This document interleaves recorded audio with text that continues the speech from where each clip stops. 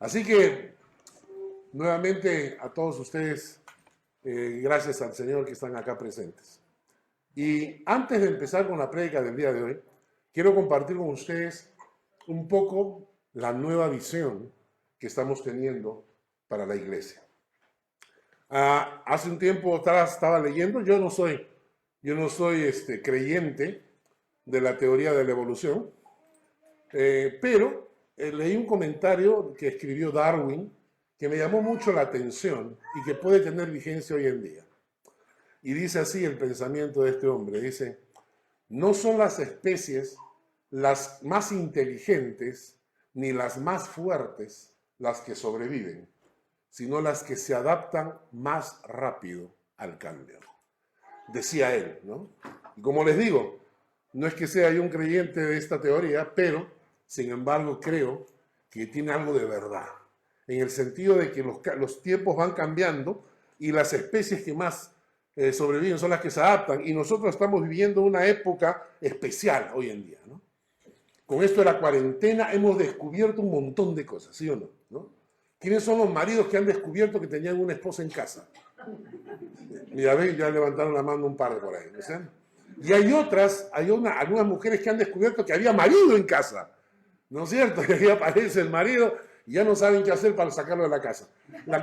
La cuarentena nos ha permitido descubrir muchas cosas, pasar más tiempo con la esposa, con el esposo, descubrir lo que significa tener a los hijos, que muchas veces la mamá los tiene todo el día, el marido sale temprano, se va a trabajar, regresa de noche y la mamá está todo el día con los niños y la mamá está que se jala los pelos. Y entonces cuando llega el marido le dice, pero ¿por qué estás tan alterada? ¿Qué te pasa? Y no sabe lo que significa estar con los niños todo el día. Entonces hemos aprendido muchas cosas, pero hemos aprendido también algo interesante.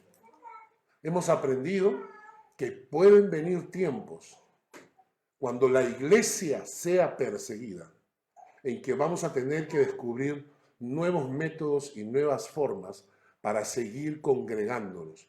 La iglesia primitiva trabajó de esta manera. Y he estado orando mucho este tiempo para que el Señor nos vaya guiando. Y lo que Dios ha puesto en mi corazón es lo que vamos a llamar la visión de las 3 columnas. Un método de iglesias celulares. Hay muchas iglesias que están funcionando con iglesias celulares. Estoy leyendo muchos libros, estoy preguntándole a pastores para ver este modelo de trabajo que están usando. Y nosotros vamos a descubrir el nuestro. Es decir, no hay nada escrito, es decir, hay muchas cosas escritas, pero para nosotros vamos a descubrir nuestro método, nuestra forma, cómo funciona mejor para nosotros. Y lo que estoy pensando en la visión de las 3 columnas es esta. La primera columna va a ser usar los social media, ¿no? Lo que son los Facebook, lo que es el YouTube y todos estos sistemas, ¿no? Las redes sociales. ¿Y por qué? Leí un pensamiento que decía lo siguiente: el diablo se acerca donde Dios y le dice, ja, ja, ja, con el COVID-19 te cerré las iglesias.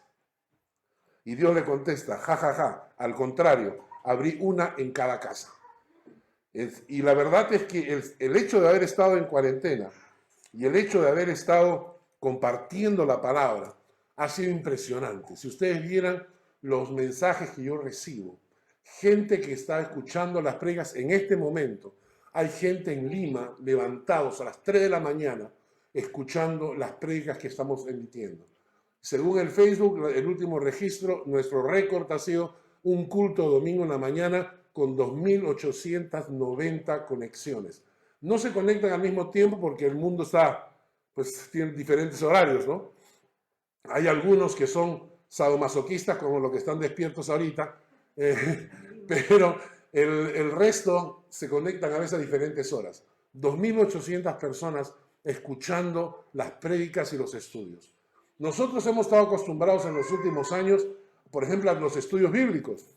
¿Cuántas veces nos hemos reunido en Schönenberg, en la casa de Mónica, en la casa de Rosa, en la casa de Chantal, en la casa de aquel tiempo, en la casa de Feli, etcétera? Y éramos 10, 12, lo máximo éramos 15 personas, ¿no? ¿Cuántas veces hemos tenido estudios los miércoles en la casa de Miguel y Pamina cuando yo me venía desde allá para tener los estudios en la casa de ellos. ¿Y cuántos éramos? A veces éramos 6, 7, 8, en el mejor de los casos llegamos creo que a tener 9, 10 personas, ¿no es cierto? En este momento se conectan entre 600 y 800 personas al estudio bíblico. Entonces, nosotros tenemos que pensar en lo siguiente. Tenemos que pensar en que nuestra misión es alcanzar al mundo para Cristo. Podríamos volver a nuestro método, ¿no? Y decir, nah, pero es que me gusta estar entre nosotros. Podemos hacerlo. Buscar alguna forma de repente, conectar el estudio directamente al internet, estando en vivo. Hay que descubrir las maneras. Pero vamos a utilizar los social media para poder alcanzar a más personas para el Señor. Esa va a ser la primera columna. Así que necesitamos todo tipo de expertos, ¿ya? Si Dios te ha puesto en tu corazón y quieres investigar y eres de los que tienen el ojo abierto para el internet y para los nuevos programas y todo eso, es excelente y necesitamos mucho de esto para que nos ayuden, para que me ayuden. Yo soy pastor, no soy ningún experto, pero necesito el consejo de ustedes para mejorar esta forma de comunicarnos. Así que vamos a seguir teniendo cultos por internet, los estudios bíblicos por internet, de tal manera que alcancemos a más personas. La segunda columna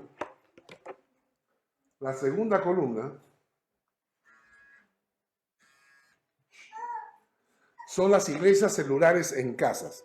Y aquí quiero que por favor escuchen mucho la atención. Nosotros somos un cuerpo, la iglesia es un cuerpo, y necesitamos reunirnos para orar juntos, interceder unos por otros, llevar las cargas unos por otros. Pero lo vamos a hacer siguiendo el modelo bíblico, ¿ya? Algunos me van a decir que, ¿cómo va a ser? Sí, miren. Vamos a leer unos textos bíblicos que quiero que ustedes me acompañen. En Hechos de los Apóstoles, capítulo 2, versículo 46. Hechos de los Apóstoles, capítulo 2, versículo 46.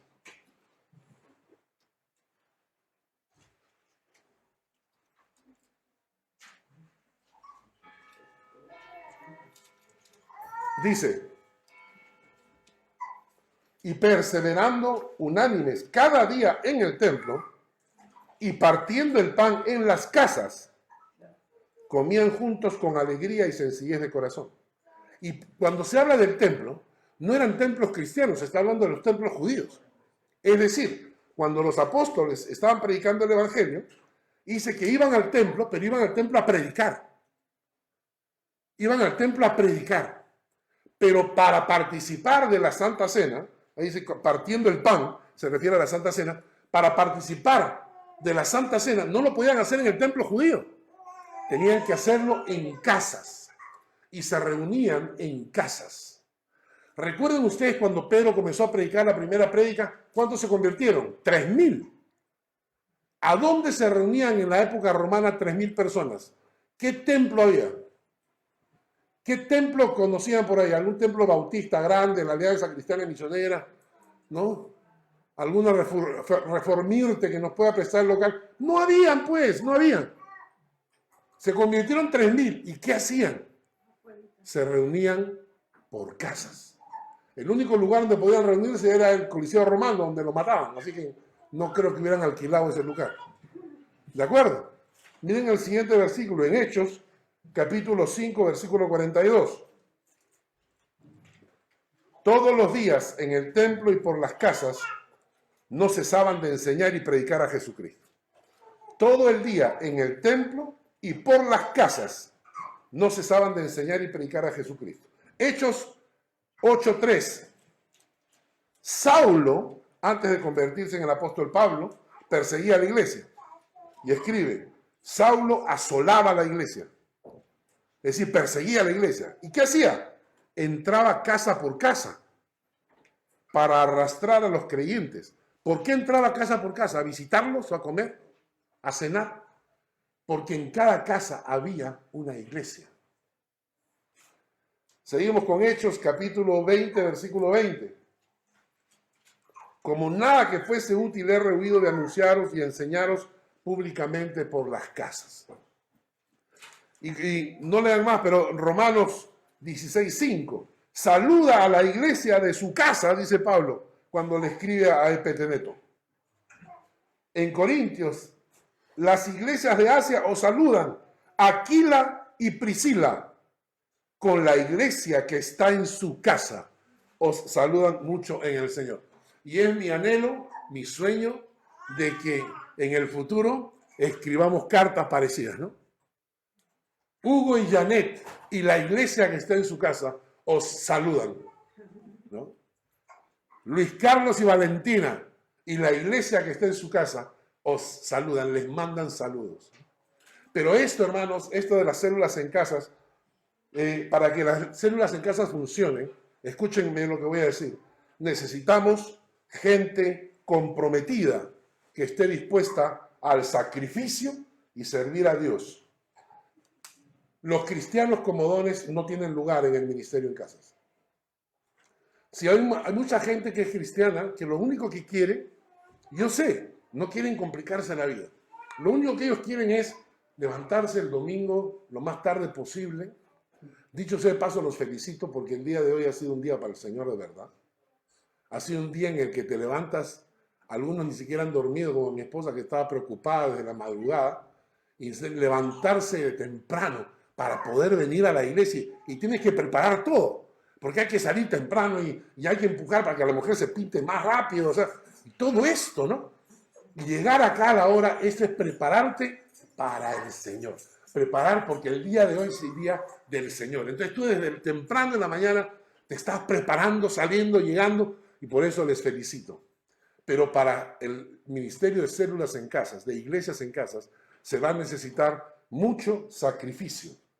Cristianos que no solo quieren venir a la iglesia para recibir una prédica y una alabanza, sino cristianos que van a estar dispuestos a sacrificar su tiempo. Escúchenme bien, van a tener que sacrificar esfuerzo, porque tener tu célula, tener una iglesia en tu casa, va a implicar a veces más trabajo. ¿No es cierto? ¿Por qué? Porque mañana hay célula, hay que limpiar, hay que ordenar. Y van a venir, y siempre que viene el pastor, viene para comer. Entonces hay que preparar algo. Entonces, la idea básicamente es que cuando tú abres una iglesia en tu casa, cuando tú dices, yo quiero en mi casa una iglesia, tú le estás diciendo al Señor, Señor, yo a partir de ahora no quiero ser un oyente ni un asistente más. Yo a partir de ahora quiero servirte y voy a descubrir mis dones. Y hay personas que van a tener dones, que van a descubrir, hay maestros. Vas a descubrir que tienes el don de maestro para poder enseñar la palabra. Y otros van a descubrir que tienen el don de consejero y van a poder aconsejar. Y otros tienen el don de interceder y de orar y de estar luchando en oración por otros, ¿no? Entonces, para tener una iglesia en tu casa, vamos a necesitar gente que diga, yo quiero servir al Señor y no voy a ser a partir de ahora, no quiero ser un asistente más, sino realmente voy a comprometerme. Sé que con este modelo vamos a perder gente. De arranque debemos saber eso.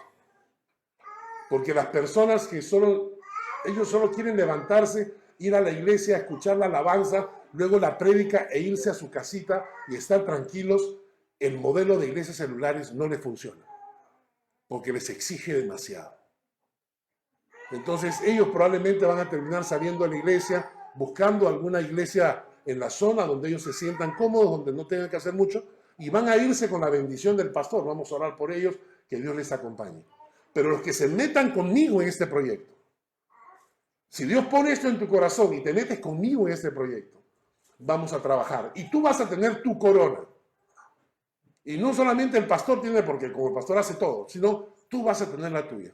Vas a descubrir tus dones, tus talentos, en qué puedes servir, qué es lo que Dios te ha dado las herramientas para que puedas trabajar para Él. Y entonces el ministerio de iglesias celulares es un ministerio para valientes. Y esa va a ser la segunda columna. Y la tercera columna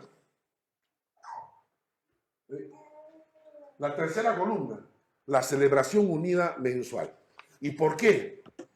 Porque como creyentes necesitamos, de todas maneras, tenemos grupos pequeños, las iglesias van a ser grupos pequeños, pero una vez al mes vamos a reunirnos todos, vamos a viajar todos desde todas las partes donde estemos.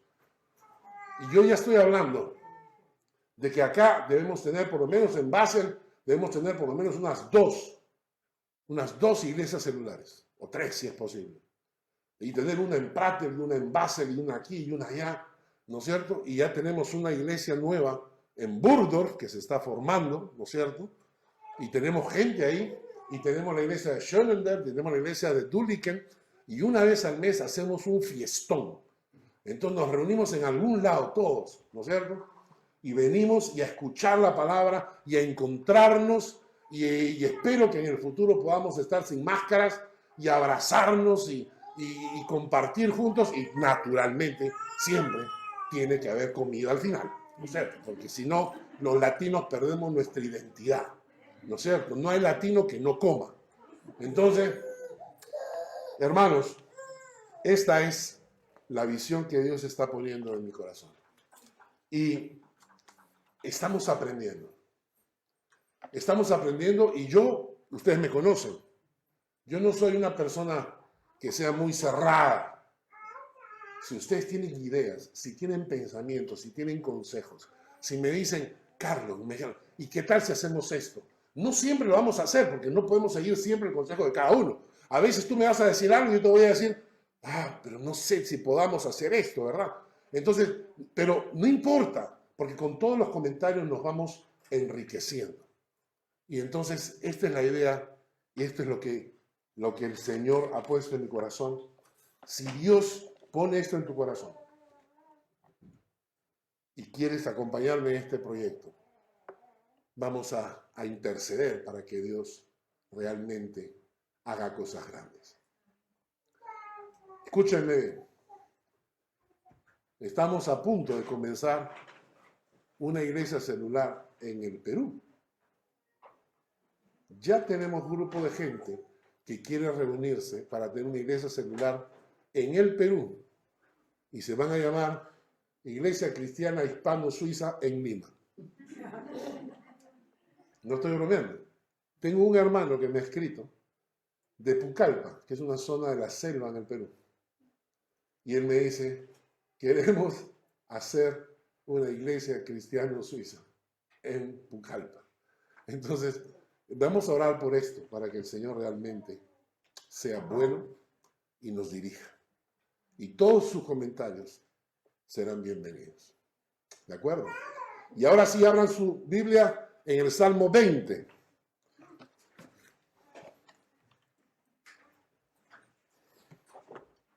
Hay que cambiarlo. En el Salmo 20. El Salmo 20. ¿Quiénes han seguido todos los estudios de los salmos? Algún valiente que diga la verdad. A ver, ¿quién ha escuchado todas las? Ajá, hay uno que ha seguido todas las pregas. 2. Muy bien. 2 nada más, y los otros se han perdido. Ajá. Ustedes también. Muy bien. Ajá, ustedes. ¿Ah? ¿Tu mamá no? Ah. Uy, uy, uy. Uy, uy, uy. Bueno, Salmo 20. Hemos estado siguiendo una secuencia sobre los salmos, ¿no? Y el Salmo 20, vamos a leer los primeros 4 versículos. Dice, Jehová te oiga en el día de conflicto. El nombre del Dios de Jacob te defienda. Te envía ayuda desde el santuario y desde Sión te sostenga. Haga memoria de todas tus ofrendas y acepte tu holocausto. Te dé conforme al deseo de tu corazón y cumpla todo tu consejo. Este pasaje, según los rabinos, cuando uno estudia el Antiguo Testamento, es muy bueno buscar referencia de los propios judíos, de los propios rabinos, que son los que entienden mejor el idioma hebreo original.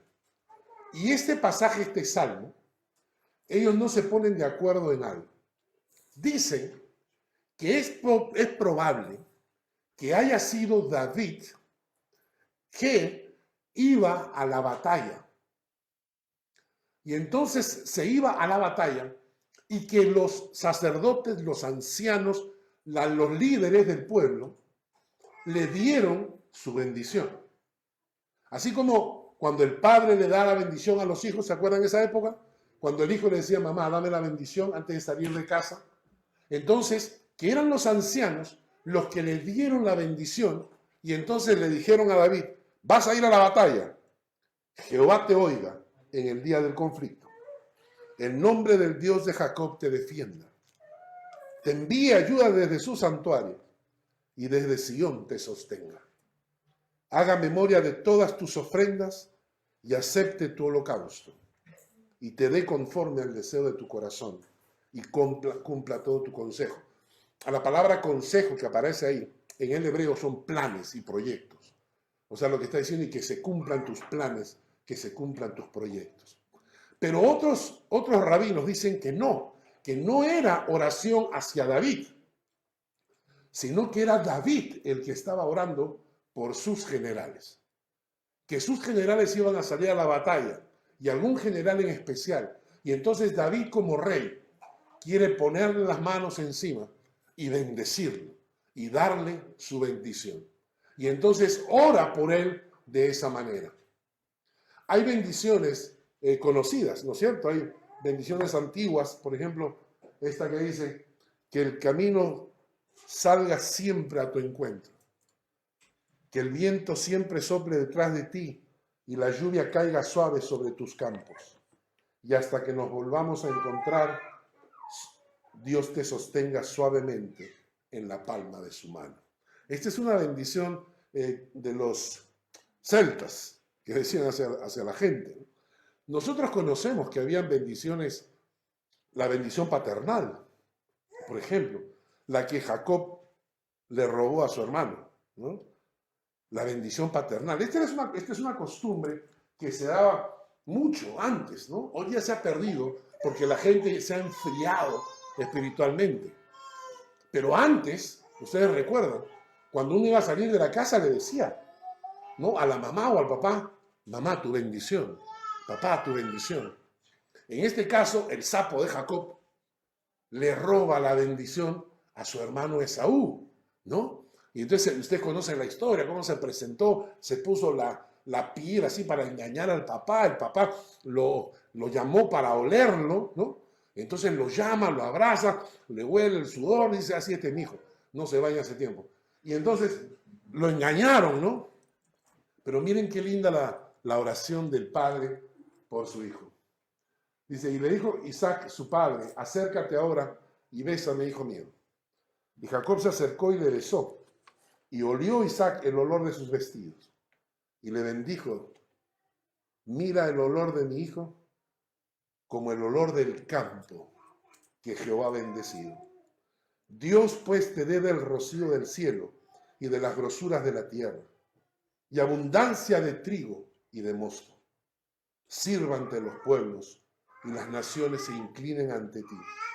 Sé señor de tus hermanos y se inclinen ante ti los hijos de tu madre. Malditos los que te maldijeren y benditos los que te bendijeren. Esta es la oración que le da Jacob como padre, que le da Isaac a Jacob pensando que era Esaú. Pero ¿no es lindo? Imagínate el día en que tu hijo, ¿no? Cuando Danielito, por ejemplo, esté para casarse, ¿no? Y entonces llega a la casa ya listo, ya vestido, con una corbata para salir a casarse, y tú agarras y le repites esto, ¿no? Y le das tu bendición, dice que Dios te bendiga y que Dios te acompañe. ¿De dónde viene esto de la bendición paternal? Viene de la bendición que Dios le dio a Abraham, que fue la bendición divina, ¿no? En Génesis 12, Dios le dijo a Abraham, haré de ti una nación grande y te bendeciré y engrandeceré tu nombre y serás bendición. Bendeciré a los que te bendijeren y a los que te maldijeren maldeciré. Y serán benditas en ti todas las naciones de la tierra. E Isaac saca de ahí la bendición cuando dice que los que te bendigan sean benditos, los que te maldigan sean malditos. Cuando yo leía esto, yo decía, no debe haber una persona en esta tierra que salga de su casa sin la bendición de sus padres. Y menos nadie de nosotros que vayamos por el mundo sin la bendición de Dios.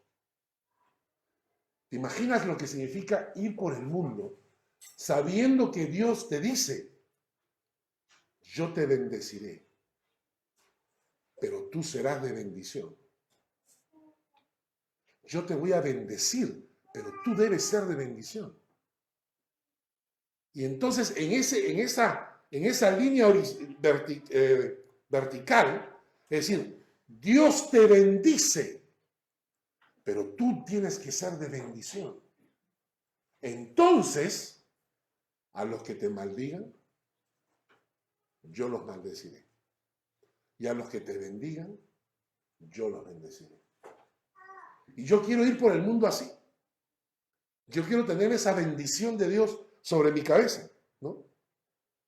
Hay un pasaje en Deuteronomio que dice, acontecerá que si oyeres atentamente la voz de Jehová tu Dios para guardar y poner por obra todos sus mandamientos que yo te prescribo hoy, también Jehová tu Dios te exaltará sobre todas las naciones de la tierra y vendrán sobre ti las bendiciones,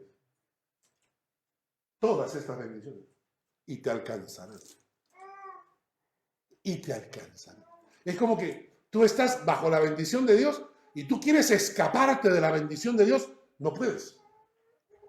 Porque como estás bajo la bendición de Dios, las bendiciones de Dios te alcanzarán. Cuán importante, hermanos, es vivir bajo la bendición de Dios. Y de paso de esto, hay otra más. Lo que vamos a adelantar acá. La bendición pastoral. ¿Saben que existe una bendición pastoral? Existe una bendición pastoral. Cuando estaba estudiando el pasaje, me encontré con este pasaje que dice, Jehová habló a Moisés, diciendo, habla a Aarón, que era el sacerdote, y a sus hijos, los hijos de Aarón eran del sacerdocio, y diles, así bendeciréis a los hijos de Israel, diciendo, Jehová te bendiga y te guarde. Jehová haga resplandecer su rostro sobre ti y tenga de ti misericordia. Jehová alce sobre ti su rostro y ponga en ti paz. Y pondrán mi nombre sobre los hijos de Israel y yo los bendeciré. Y esta es bendición pastoral. Esta es la bendición del sacerdote Aarón sobre el pueblo. Lo que Dios tenía que hacer. Y creo que interesantísimo, ¿no? Que no deberíamos ir por el mundo sin ser bendecidos por nuestros padres. ¿Cuánto hemos aprendido los que a veces nos rebelamos a la bendición de los padres y tuvimos que pasarla mal y aprender mal? Nunca deberíamos ir por el mundo sin la bendición de Dios. Nunca salga de la iglesia sin la bendición del pastor. Yo se los digo por experiencia. 40 años y yo he visto que cuando alguien sale de la iglesia sin la bendición del pastor, terminan mal. Porque salen mal, salen por la pata los caballos. Cuando sales con la bendición de Dios, cuando oran por ti, te bendicen, te dicen, anda, y te vas con la bendición del pastor de la iglesia. Volvamos al Salmo 20. Lo que hemos escuchado hasta ahora ha sido la introducción. Ahí está. Ahora, yo quiero que noten ustedes lo siguiente. Acá, en estos dos versículos, hay 4 cosas que son la oración de David por su general. Vamos a tomarlo así, ¿no? La oración de David por su general. Y tú tómalo como la oración tuya por tus hijos, o la oración tuya por tu esposo, o la oración tuya por tu esposa, o por tus padres, o por tus familiares. Y en este pasaje encontramos 4 cosas. Noten bien. Jehová te oiga en el día del conflicto. El nombre del Dios de Jacob te defienda. Te envía ayuda desde el santuario y desde Sion te sostenga. ¿Cuáles son las 4 cosas? Primero, te oiga. Segundo, te defienda. Tercero, ¿te qué? Te envía ayuda. Y cuarto, te sostenga. Qué lindo, ¿no? Jehová te oiga. Que en medio de los conflictos, en medio de tus problemas, en medio de tus angustias, siempre Dios te escuche. Pero no te olvides de algo. Ese texto que dice, si en mi corazón hubiese yo mirado la iniquidad, el Señor no me habría escuchado. Entonces, David ora y dice, que Dios te escuche siempre. No hay mayor gozo y paz en el corazón cuando sabes que tus oraciones te están siendo oídas. Y entonces David dice que te oigan, pero ten cuidado. Porque si tu oración viene de una vida en pecado, Dios no la escucha. La oración dice no solamente te oiga, sino que a mí te dice que te defienda. Te defienda, que Dios te defienda. Éxodo 14:14, Jehová peleará por vosotros y vosotros estaréis tranquilos. Qué maravilla, ¿no? Jehová peleará por vosotros y vosotros estaréis tranquilos. Que Dios te diga eso. ¿Tienes una pelea? ¿Tienes un problema? ¿No quieres tener un Dios que te diga, calma, calma, Vanessa, no te preocupes, yo peleo por ti? ¡Ah! ¿No se te calapea el cuerpo? ¿Ah? ¿No sientes que se te ponen los pelitos así? Imagínate, ¿no? Julia, no te preocupes. No te preocupes. Yo peleo por ti. Yo te defiendo. Deuteronomio, esforzaos y cobrad ánimo. No temáis, ni tengáis miedo de ellos, porque Jehová tu Dios, el que va contigo, no te dejará ni te desamparará. Yo quiero a este Dios en mi vida. Yo no quiero religión en mi vida. Yo no quiero iglesia así simplemente, no. Yo quiero Dios en mi vida. Yo quiero a este Dios en mi vida. No solamente te defienda, te envía ayuda. Isaías 41:10, este pasaje que hemos leído tantas veces. No temas, porque yo estoy contigo. Y no desmayes, porque yo soy tu Dios que te esfuerzo. Siempre te ayudaré y siempre te sustentaré con la diestra de mi justicia. ¿Qué parte de siempre no se entiende? Siempre te ayudaré, siempre te sustentaré. Y yo le digo a la gente, ¿qué parte de siempre no entiendes en el español? ¿Qué otra palabra puedo usar para que entiendas que el Señor está a tu lado siempre? Te sostenga. Y aquí este pasaje del Salmo 37:24. Cuando el hombre cayere, no quedará postrado, porque Jehová sostiene su mano. Cuando estaba leyendo este texto me acordaba de mi hijo, cuando era chiquito, ¿no? Ahora está grandazo y todo peludo y todo. En esa época era chiquito, ¿sí? Y cuando él estaba empezando a caminar, caminaba agarrado de mi mano y se tropezaba, pero nunca caía al suelo, porque yo lo agarraba. Y en la otra mano estaba mi hijo Mark, igual, como los tenía agarrados, se tropezaban, pero nunca caían. Esto es lo que Dios promete cuando te agarras de la mano de Dios. ¿Sí? Porque yo, Jehová, soy tu Dios que te sostiene tu mano derecha y te dice, no temas, yo te ayudo. Yo te ayudo. Vamos a seguir con el versículo 3. Vamos a ver con el versículo 3. Porque el versículo 3 del Salmo dice lo siguiente. Haga memoria de todas tus ofrendas y acepte tus holocaustos. Esto es interesante. Porque cuando la Biblia habla de ofrendas, hablaba de sacrificios. Usted sabe que ellos le ofrendaban al Señor un animal, por ejemplo, ¿no? No había ofrenda sin sacrificio. La palabra sacrificio venía de sacrificar algo. Las ofrendas que Dios, que el pueblo de Dios le daba al Señor, eran con sacrificio. Las ofrendas que no eran con sacrificio, no eran ofrendas. Ese es el problema entre Caín y Abel. ¿Recuerdan ustedes la historia de la viuda que dio 2 centavitos? ¿Se acuerdan? Que Jesús está en el templo y ve a esa señora acercarse con 2 centavitos y los ofrenda. ¿Y qué dice Jesús? Esta mujer dio más que todos, porque ella dio de lo que le falta. Ella dio con sacrificio y el otro dio de lo que le sobra.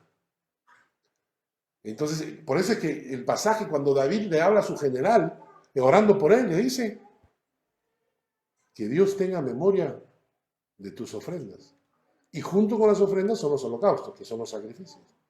Entonces, lo que él está diciendo es que Dios tenga memoria de todas esas ofrendas que has hecho con sacrificio. Y cuando yo pensaba en esto, que Dios haga memoria.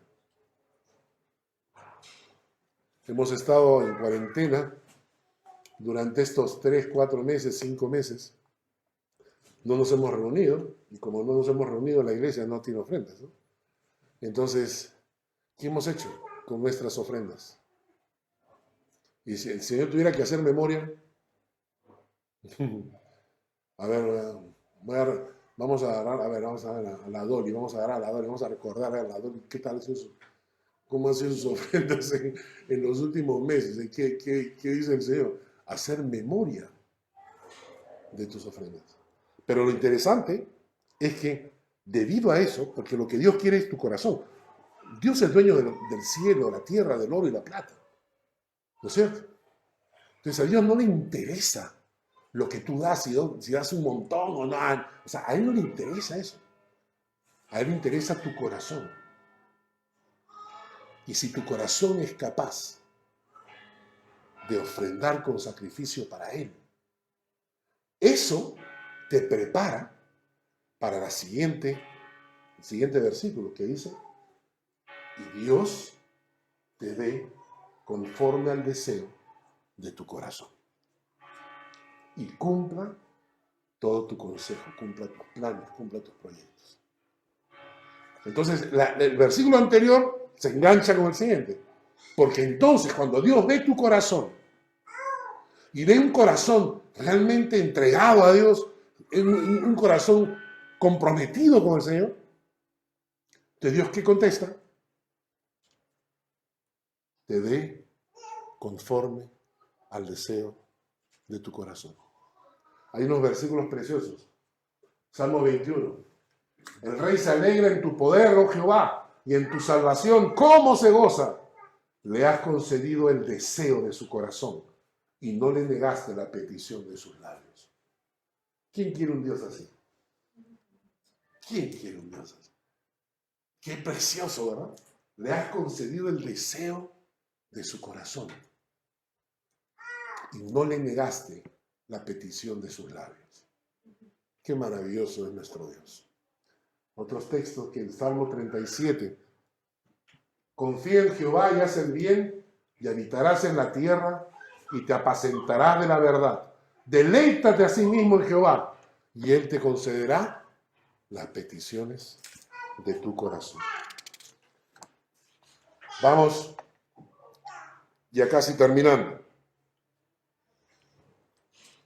El Salmo, versículo 5 al 6. Nosotros nos alegraremos en tu salvación. Alzaremos pendón en el nombre de nuestro Dios. Conceda Jehová todas tus peticiones. Ahora conozco que Jehová salva a su ungido. Lo oirá desde sus santos cielos con la potencia salvadora de su diestra. David está confiando en que Dios va a cuidar de su gente. Dios dice, nos alegraremos en tu salvación. Todavía no se ha dado la batalla, pero David sabe que Dios estará presente. Y los 2 versículos siguientes son impactantes. El primero dice: estos confían en carros y aquellos en caballos. Mas nosotros, del nombre de Jehová nuestro Dios, tendremos memoria. Cuando descubres que nada te puede dar seguridad. Cuando descubres, pues la gente, por ejemplo, la gente confía en personas. Hay personas que se casan pensando que su seguridad viene de su matrimonio. Y que mientras estén casados van a estar seguros.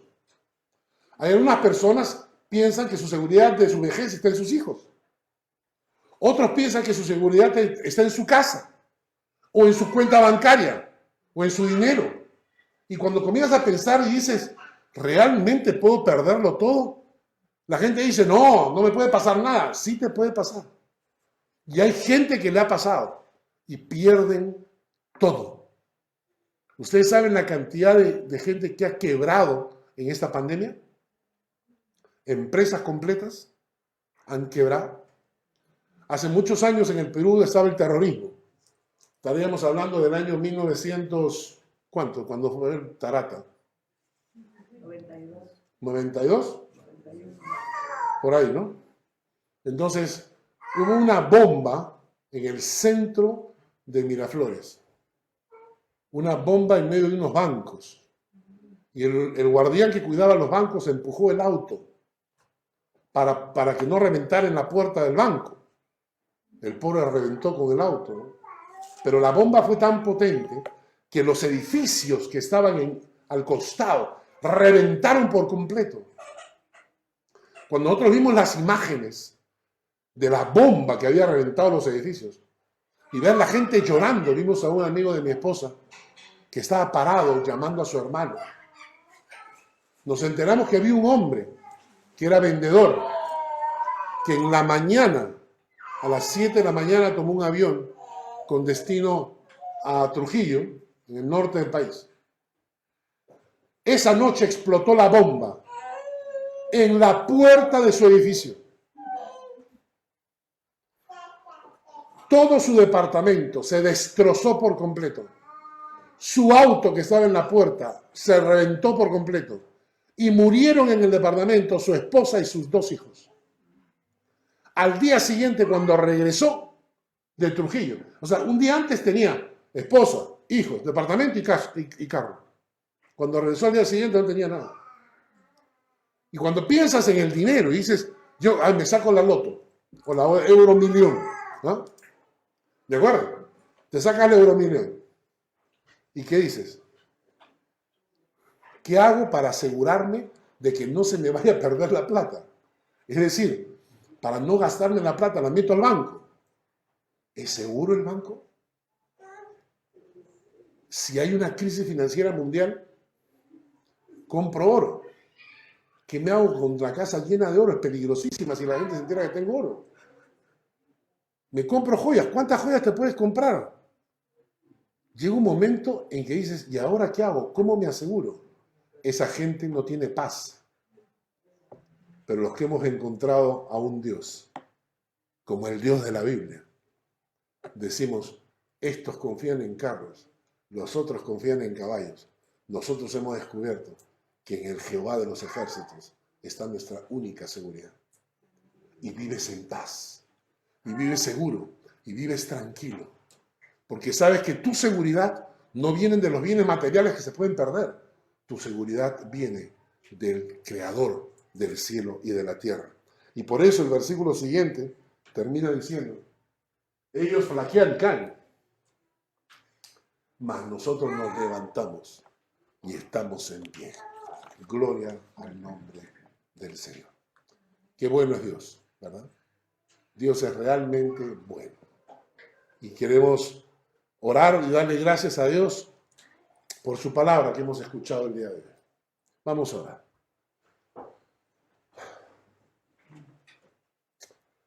Señor, gracias por tu palabra. Gracias por este mensaje. Queremos ir por el mundo con tu bendición.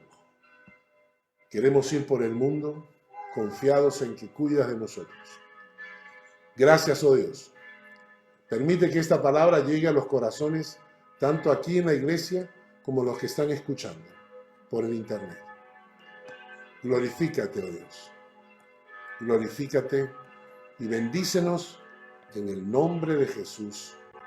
Amén y amén.